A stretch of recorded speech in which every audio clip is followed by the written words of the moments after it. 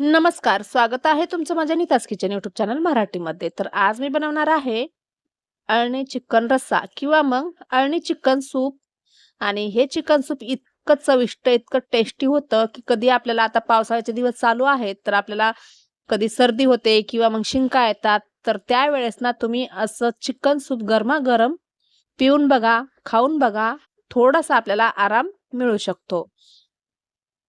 तर खूप साधी सोपी रेसिपी आहे. अगदी कमी साहित्यात होणारी रेसिपी आहे आणि जास्त मसालेही नाही पडणार याच्यामध्ये.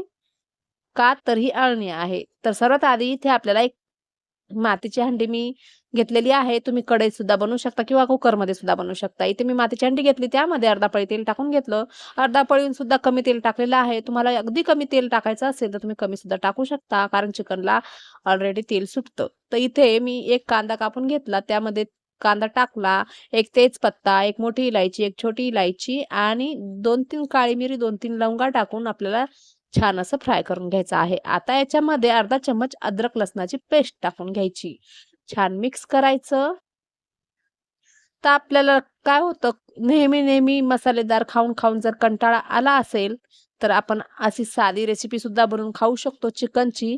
आणि ही रेसिपी खूपच टेस्टी लागते. ही भातासोबत तर अगदी टेस्टी लागते आणि चपाती भाकरीसोबत पण खाऊ शकता किंवा मग असं नुसतंच पिऊ शकता तुम्ही. कधी तुम्हाला असं चिकन सूप प्यायची इच्छा झाली, तर तुम्ही असं चिकन सूप बनवून नक्की पिया.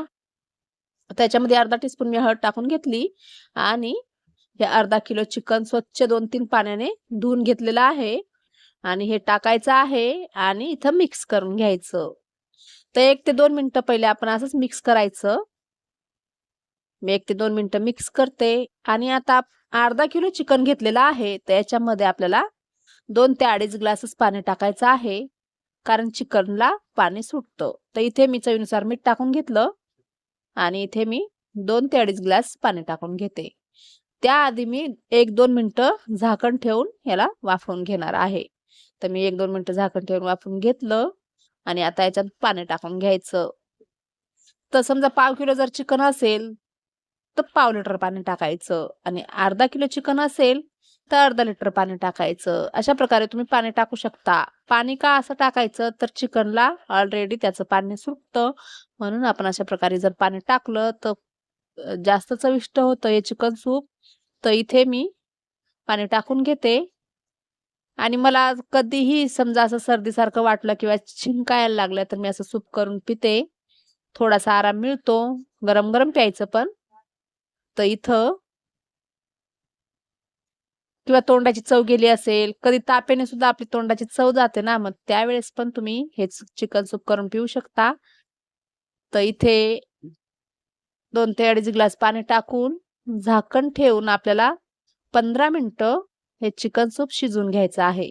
आता इथे 15 मिनिटं झालेली आहे. गॅसची फ्लेम मी स्लो ठेवलेली आहे आणि झाकण काढलेलं आहे. बघू शकता याचा सुगंध तितका सुटलेला आहे आणि खडे मसाले जे टाकलेत ना त्याचा आणि अद्रक लसणाचा आणि या चिकन सूपचा खूपच जास्त सुगंध सुटलेला आहे आणि खूप टेस्टी झालेला आहे हे चिकन सूप.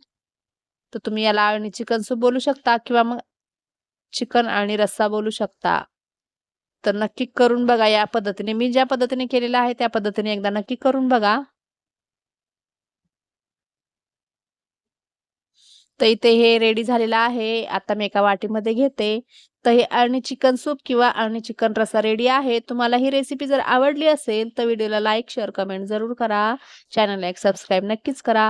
चला तर भेटूया परत एका नवीन व्हिडिओमध्ये नवीन रेसिपी घेऊन. बाय. जय महाराष्ट्र.